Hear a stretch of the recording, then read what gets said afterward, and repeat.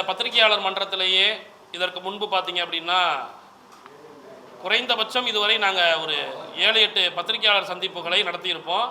எப்போன்னு பார்த்தீங்கன்னா 2021 நான் சொல்கிறது, தமிழகத்தில் கடந்த சட்டமன்ற தேர்தல் நடைபெற்ற முடிந்த பின்பு தமிழகத்தில் திமுக ஆட்சி பொறுப்பேற்ற பின்பு நாங்கள் என்ன பண்ணியிருப்போம், இது வரைக்கும் ஒரு 7-8 பத்திரிகையாளர் சந்திப்புகளை நடத்தியிருப்போம். பல்வேறு போராட்டங்களை நடத்தியிருப்போம். அது எல்லாம் நீங்கள் எல்லாம் அறிந்தது தான். இப்போ எதற்காக இந்த பத்திரிகையாளர் சந்திப்பு அப்படின்னு பார்த்தீங்க அப்படின்னா, கடந்த ஆட்சியில் கடந்த சட்டமன்ற தேர்தலில் ஸ்டாலின் தான் வருகிறார், விடியல் தரப்போகிறார் என்று சொல்லும்போது இந்த ஓட்டுநர் தொழிலாளர்கள், அடிமட்ட தொழிலாளர்கள், இந்த ஏழை தொழிலாளர்கள் நமக்கும் விடிவு பறக்க போகுது அப்படின்னு தான் நம்பி வாக்களித்தோம். அதில் எங்களுடைய சார்பாக திமுக தேர்தல் அறிக்கையில் ஒரே ஒரு கோரிக்கை மட்டும்தான் இடம்பெற்றிருந்துச்சு.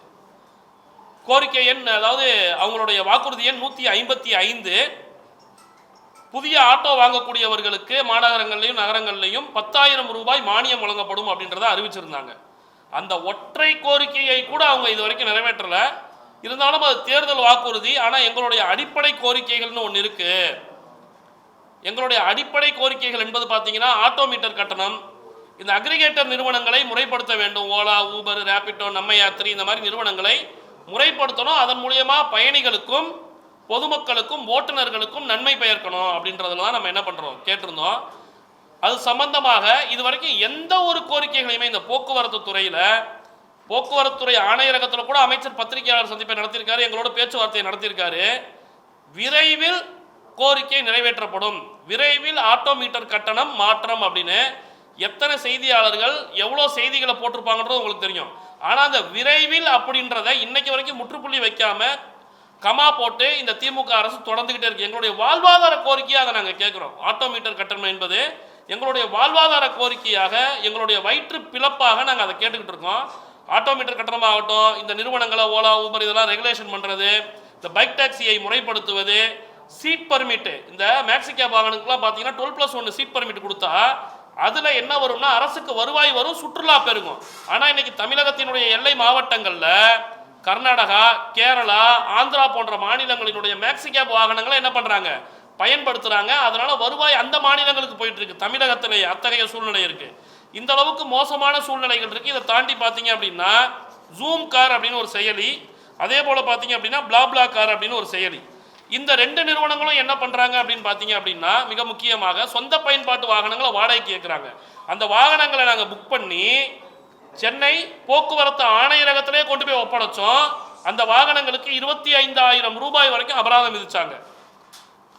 அதன் மீது உரிய நடவடிக்கை எடுக்கணும், அந்த நிறுவனங்களுக்கு சோகாஸ் நோட்டீஸ் அனுப்பணும் அப்படின்னு சொல்லி கேட்டோம். அன்றைக்கு எங்களோடு பேச்சுவார்த்தை நடத்தின கூடுதல் ஆணையர் உடனடியாக அந்த நிறுவனங்களுக்கு எதிராக நடவடிக்கை எடுக்கப்படும், சோகாஸ் நோட்டீஸ் அனுப்பப்படும்னாரு. இன்னைக்கு வரைக்கும் அனுப்பவே இல்லை. இது ஒரு சின்ன விஷயம், போக்குவரத்துறை ஆணையர் கையில் இருக்கக்கூடிய விஷயம். ஒரு லெட்டர் எழுதி சோகாஸ் நோட்டீஸ் அனுப்பி வாங்க விளக்கம் கொடுங்க, நீங்கள் blackboard white colour number இருக்கக்கூடிய ரெண்ட் கேப் ஸ்கீமில் இருக்கக்கூடிய வண்டியை தான் ரன் பண்ணணும்.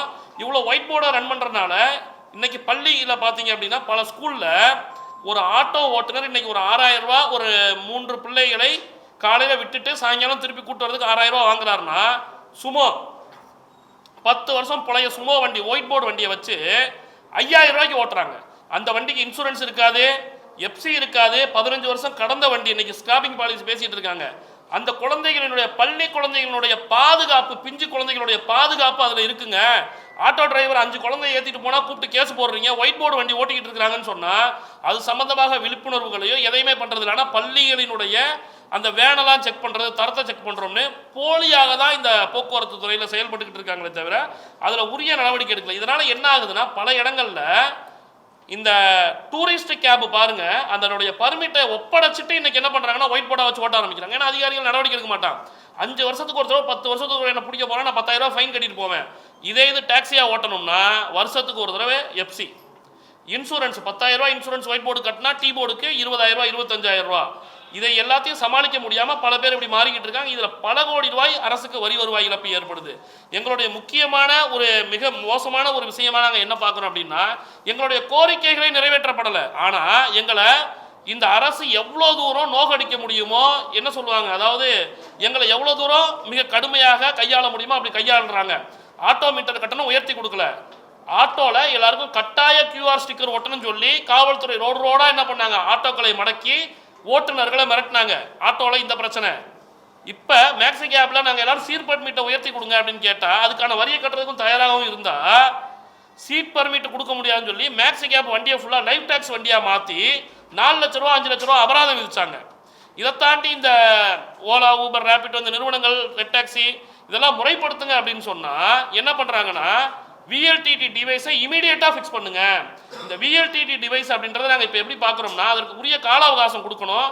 அரசு தன்னுடைய செலவில் அதை பொருத்தி கொடுக்கணும், பயணிகளுடைய பாதுகாப்புன்றதை பார்க்குறோம். ஆனால் இன்னைக்கு என்ன பண்ணுறாங்க அப்படின்னு பார்த்தீங்கன்னா, அந்த தேர்தல் வர நேரத்தில் யாருக்காவது ஒரு டெண்டரை கொடுத்து அதில் எவன் அதிகமாக காசை கொடுக்குறானோ அந்த கம்பெனிக்காரனுக்கு அதை கொடுத்துட்டு இந்த வண்டி எல்லாத்தையும் ஃபிக்ஸ் பண்ணு, பொல்யூஷன் சர்டிஃபிகேட் 100 ரூபா எடுக்கலனா கூட விஎல்டிடி சர்டிஃபிகேட் ஃபிக்ஸ் பண்ணால் தான் கொடுப்போம் அப்படின்ற மாதிரி உத்தரவுகளை பிறப்பிச்சிருக்கிறாங்க. அதை நாங்கள் இறுதியாக அமைச்சரை பார்க்கும்போது கூட இதற்கு நீங்கள் உரிய கால அவகாசம், ஒரு 6 மாத கால அவகாசம் கொடுக்கணும் அப்படின்றத நாங்கள் கேட்டிருக்கோம். அதற்கும் எங்களுக்கு என்ன பண்ணலை, எந்த ஒரு விஷயமும் பண்ணலை.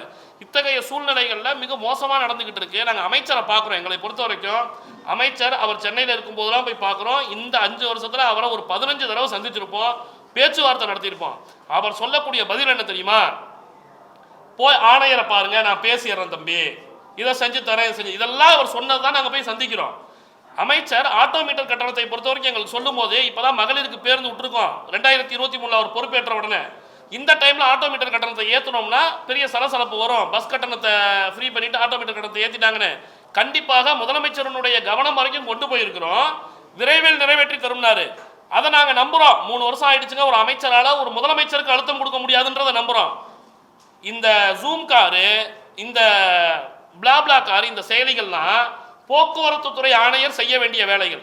அமைச்சர் சொல்லி அனுப்புறாரு, போய் ஆணையரையும் பார்க்குறோம். திருப்பி எந்த நடவடிக்கையும் எடுக்கலன்னும் போது எங்களுக்கு என்ன தோணுதுன்னா, உண்மையிலே இன்னைக்கு வச்சிருக்கக்கூடிய குற்றச்சாட்டுகள் என்பது அமைச்சர், போக்குவரத்து துறை அமைச்சர் சொல்வதை போக்குவரத்து துறை அதிகாரிகள் கேட்பதே இல்லை, ஆணையர்லாம் மதிக்கிறதே இல்லைன்றதான் எங்களுக்கு இன்னைக்கு தோணுது. ஏன்னா அந்த அளவுக்கு ஒரு சோகாஸ் நோட்டீஸ் கூட இன்னைக்கு அனுப்ப மாட்டேன்றாங்க. இந்த ஓலா ஊபர் நாங்கள் கடைசியாக வந்து என்ன பண்ணோம் அப்படின்னா பெருந்திரள் மனு அளிப்பு நடத்தணும். அன்னைக்கு போக்குவரத்து துறை கூடுதல் ஆணையர் எங்களுக்கு டிசம்பர் மாதத்தில் ஃபர்ஸ்ட் வீக்கில் ஒரு வாரத்தில் ஓலா, ஊபர், ரேபிடோ, நம்ம யாத்திரி, ரெட் டாக்ஸி எல்லாரையும் கூப்பிட்டு பேச்சுவார்த்தை நடத்துகிறோம். இந்த அக்ரிகேட்டர் சம்பந்தமாக பேசுவோம், அதை இம்ப்ளிமெண்ட் பண்ணுவதற்கான முயற்சிகளை முன்னெடுப்போம். அதுவரை உங்களுடைய குறைகள், பயணிகளுடைய குறைகள் எல்லாம் சரி பண்ணுவோம் அப்படின்னு சொன்னாங்க. இன்னைக்கு சென்னையில் ஓலா ஆபீஸே கிடையாது. ஒரு பயணி ஏர்போர்ட்டில் இறங்கி வயசானவங்க, இது வந்து ஒரு ஓட்டுநர் மீது ஒரு புகார் சொல்லப்படுது.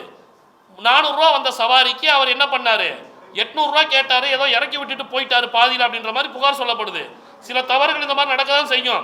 அந்த பயணியை, அந்த நிறுவனத்தை அணுகவே முடியலை. அவர் ட்விட்டரில் என்ன பண்ணுறாரு, போலீஸை டேக் பண்ணுறாரு, எல்லாரையும் டேக் பண்ணுறாரு. இன்னைக்கு அந்த எங்களுடைய அந்த அக்ரிகேட்டர் கோரிக்கைகளில் மிக முக்கியமானது இந்த நிறுவனத்தினுடைய அலுவலகம் இங்கே இருக்கணும் அப்படின்றத 2023 போக்குவரத்துறை ஆணையராக இருந்த சண்முக சுந்தரம் அவர்கள் உத்தரவு போட்டிருக்காரு. அந்த பேச்சுவார்த்தை இன்னைக்கு வரைக்கும் நடத்த மாட்டேன்றாங்க. அப்போ எங்களுக்கு என்ன தோணுது அப்படின்னா, இந்த நிறுவனங்கள் இந்த செயல்பாடுகளை எல்லாம் பார்க்கும்போது எந்த பெருநிறுவனத்தின் மீதும் நடவடிக்கையை இந்த போக்குவரத்துறை எடுக்கிறது இல்லை. ஒயிட் போர்டு ஓட்டுறவங்க மீது நடவடிக்கை எடுப்பதே இல்லை. சரிங்களா, ஒயிட் போர்டு யாரெல்லாம் இல்லீகலாக ஓட்டுறாங்களோ அவங்க மேலே நடவடிக்கை இல்லை.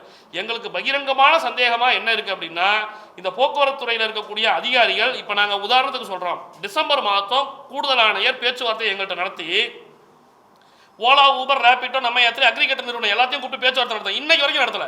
அதுக்கப்புறம் 4 தடவை நாங்கள் அவரை பார்த்துட்டோம். 4 தடவை போய் போக்குவரத்துறை கூடுதல் ஆணையரை பார்க்குறோம். சீக்கிரம் பண்ணுறோம், சீக்கிரம் பண்ணுறோம், சீக்கிரம் பண்ணுறோம். இன்னைக்கு பண்ணல.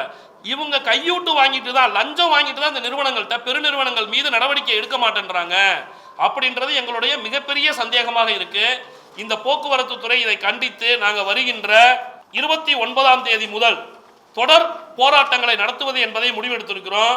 29ஆம் தேதி வியாழக்கிழமை கோவை போக்குவரத்து இணை ஆணையர் அலுவலகம், ஜேடிசி ஆபீஸ் அலுவலகம் முன்பு போராட்டத்தை நடத்துகிறோம். வருகின்ற 3/2/2026 செவ்வாய்க்கிழமை திருநெல்வேலி போக்குவரத்துறையினுடைய துணை ஆணையர் அலுவலகம் முன்பு போராட்டத்தை நடத்துகிறோம். வியாழக்கிழமை மதுரை போக்குவரத்து துறை இணை ஆணையர் அலுவலகம் முன்பு 5ஆம் தேதி 2ஆம் மாதம் போராட்டம் நடத்துகிறோம். 9ஆம் தேதி 2ஆம் மாதம் திங்கட்கிழமை திருச்சி போக்குவரத்துறை ஆணையத்தினுடைய துணை ஆணையர் அலுவலகம் முன்பு போராட்டம் நடத்துகிறோம்.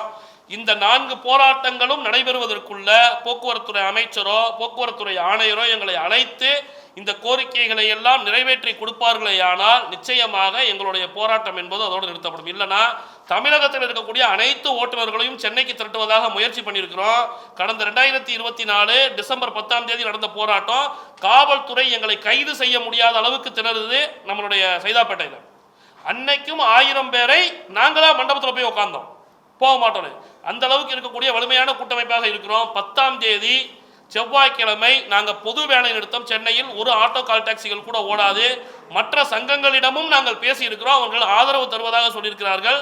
எனவே இந்த போராட்டம் என்பது வேலை நிறுத்தம் என்பது மிகப்பெரிய அளவில் நடைபெறும். அன்றைக்கு 3 மணியிலிருந்து போக்குவரத்துறை ஆணையரகத்தில் காத்திருப்பு போராட்டத்தை நாங்கள் தொடர்வோம். எங்களுடைய கோரிக்கைகள் நிறைவேற்றப்படவில்லை என்றால் 10ஆம் தேதி முதல் எங்கள் கோரிக்கை நிறைவேறும் வரை போக்குவரத்துறை ஆணையரகத்தை முற்றுகையிட்டு அதில் காத்திருப்பு போராட்டமாக நடத்தி கொண்டே இருப்போம். எங்களை கைது செய்து சிறையில் அடைத்தாலும் எங்களுடைய போராட்டங்கள் தொடரும் என்பதை நாங்கள் இந்த இடத்துல தெரியப்படுத்திக்க கடமைப்பட்டிருக்கிறோம். இதனால் பொதுமக்களுக்கு ஏற்படக்கூடிய இந்த அசௌகரியமான சூழ்நிலைக்கு 10ஆம் தேதி பொது வேலை நிறுத்தத்துக்கு வருத்தங்களையும் தெரிவித்துக் கொள்கிறோம். ஒரு முக்கியமான செய்தியை எங்களுடைய கூட்டமைப்பினுடைய பொதுச் செயலாளர் அவர்கள் தெரியப்படுத்துவாங்க.